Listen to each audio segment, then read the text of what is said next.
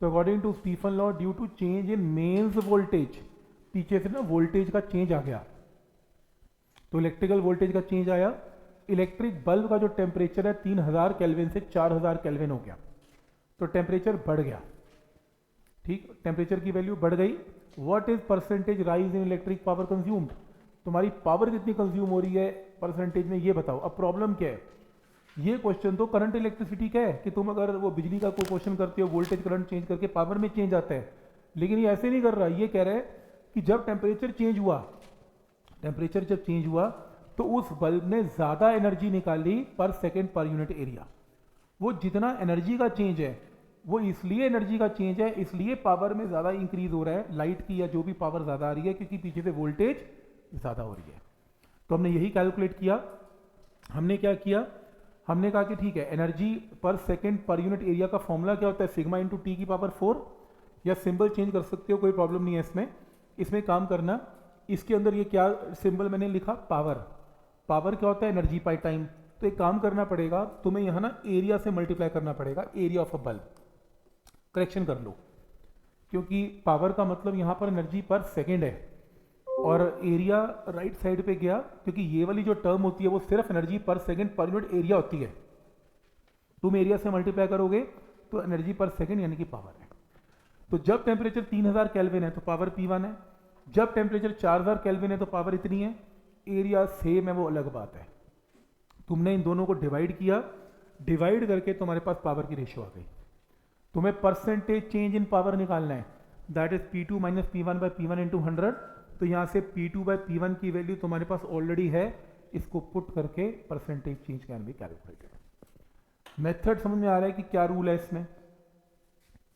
ठीक, हालांकि ये गलत नहीं है, कई बुक सिंबल ऐसे यूज करती हैं, ये मानती हैं पर यूनिट एरिया, एरिया को मान ही मान लेती हैं, एरिया तो सेम ही है, फर्क नहीं पड़ रहा, रेशियो लेने में एरिया में कोई फर्क नहीं है। पर लेकिन मेरे को लगता है हमें ऐसा लिखना चाहिए। ठीक है, यहाँ तक। जैसे नेक्स्ट क्वेश्चन है कि consider sun to be perfectly sphere of radius given. Sun का रेडियस उसने आपको दे दिया। Calculate energy radiated by sun in 1 minute, 1 minute में सन कितनी एनर्जी बाहर फेंक रहा है ये बताओ। तो सबसे पहले अगर सन का रेडियस पता है तो सन का एरिया पता है 4πr²। सन का एरिया आ गया, टाइम तुम्हें वैसे ही पता है।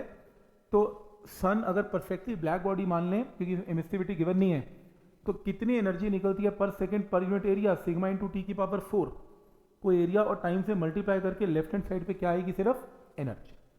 अब आपको सन के लिए सिग्मा पता है, आपको टेम्परेचर पता है, आपको एरिया ऑफ सन निकाल लिया आपने, टाइम आपको 60 सेकेंड पता है, मल्टीप्लाई करके क्या आएगी आपके पास जूल्स में एनर्जी। क्लियर है यहाँ तक। तो रिजल्ट कैसे लगाना है समझ में आ रहा है। जैसे at what temperature will the filament of 100 what lamp operate. तुम्हें क्या गिवन है, 100 वॉट पावर। पावर क्या होती है, energy by time, energy per second given है। अब वो कह रहे हैं it is suppose to be a perfectly black body जिसका एरिया गिवन है। अब तुम्हें पावर दे रहा है और टेम्परेचर पूछ रहा है, तुम्हें P पता है और P पता है, तो P को एक काम करो, इसमें पहले जूल में कन्वर्ट करो, वॉट का मतलब जूल पर सेकेंड होता है। इसने एरिया सेंटीमीटर स्क्वायर लिया हुआ है, तो इसको अर्ग्स में कन्वर्ट कर लो 10 की पावर 7। ये आपके पास किसकी वैल्यू आ गई, पावर की वैल्यू आ गई। इसके अंदर थोड़ा सा देखो सिंबल ध्यान से यूज कर लेना, यहां ना P ही आना चाहिए, P, क्योंकि ये अर्ग्स पर सेकेंड, एनर्जी पर सेकेंड है। तो ये इतनी एनर्जी पर सेकेंड है। अब एनर्जी पर सेकेंड की वैल्यू क्या होती है, पावर। इसको P आना चाहिए, इसको P आना चाहिए, करेक्शन ऐसे होएगी, ये P करो, ये P आ गया। पावर एनर्जी पर सेकेंड क्या होता है, सिग्मा इंटू टी की पावर 4, यानी कि एनर्जी पर सेकेंड इंटू एरिया। तो क्या बचेगा, एनर्जी पर सेकेंड। क्रॉस मल्टीप्लाई करके टेम्परेचर निकालना है। पावर तुम्हारे पास है, सिग्मा तुम्हारे पास है, लेकिन याद रखना क्वेश्चन SI में नहीं है, CGS में है।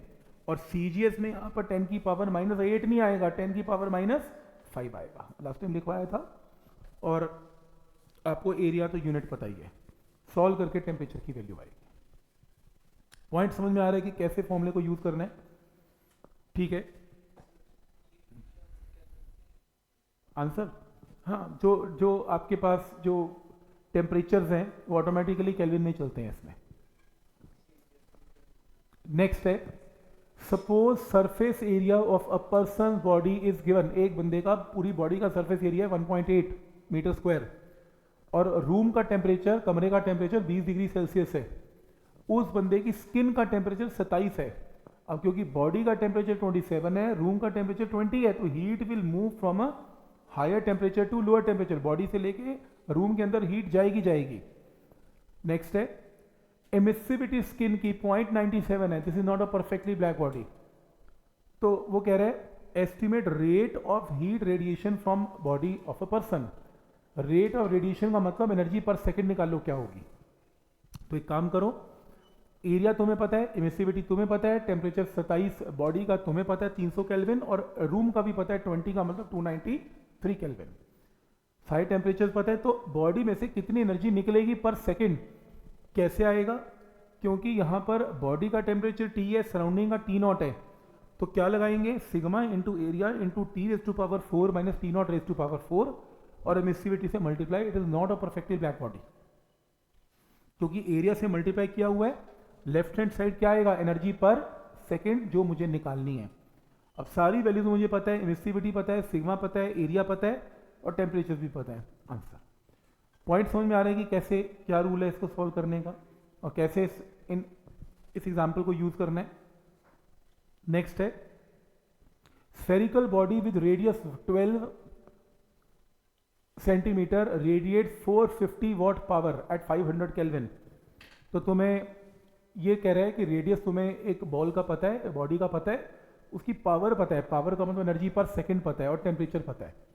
If radius were half and temperature double, radius को आधा कर दें, टेम्परेचर को डबल कर दें, what would be the power of the radiation? तो पहले काम करते हैं, एनर्जी पर सेकंड होती क्या है? एनर्जी पर सेकंड है सिग्मा इंटू टी की पावर 4 इंटू एरिया।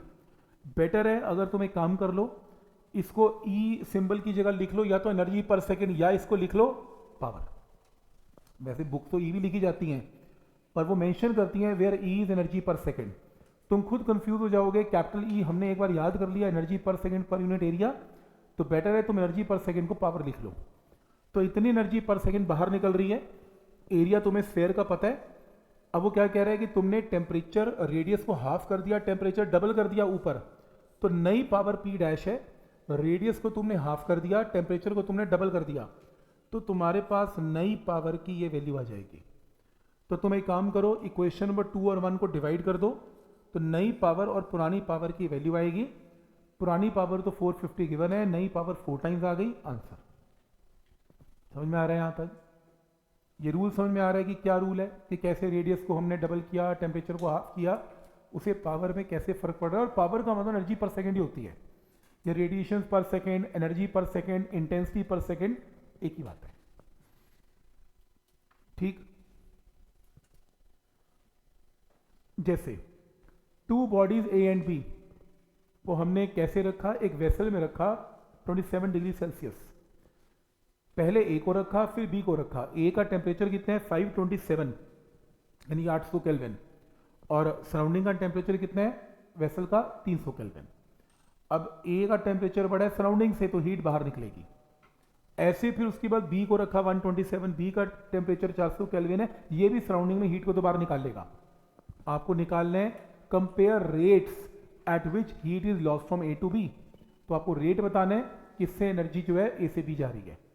तो पहले ए से कितनी एनर्जी निकलती है? सिग्मा टी की पावर, मतलब अगर रेट निकालना है तो रेट ऑफ जो एनर्जी है, एनर्जी पर सेकंड, तो चाहो तो एरिया से मल्टीप्लाई भी कर लो, पर एरिया ऑब्वियसली अज्यूमिंग सेम है। तो sigma into T14 T04, sigma into T24 T04। तुमने रेट का रेशियो निकालना है, डिवाइड कर दो। T1 पता है, T2 पता है, T0 पता है। आंसर है। नीट और मेन में ऐसे क्वेश्चन बहुत आते हैं, ये आपको देखने को मिलेंगे। कई बार तो ऐसे ही छोड़ देते हैं अपने आंसर को, तो टिक मार्क कर लेना। नहीं छोड़ेगा तो कम से कम सॉल्व A² माइनस B² से सॉल्व करते रहना। बट पॉइंट समझ में आ रहा है कि क्या लॉजिक है इसमें, फॉर्मूला कौन सा अप्लाई करेंगे।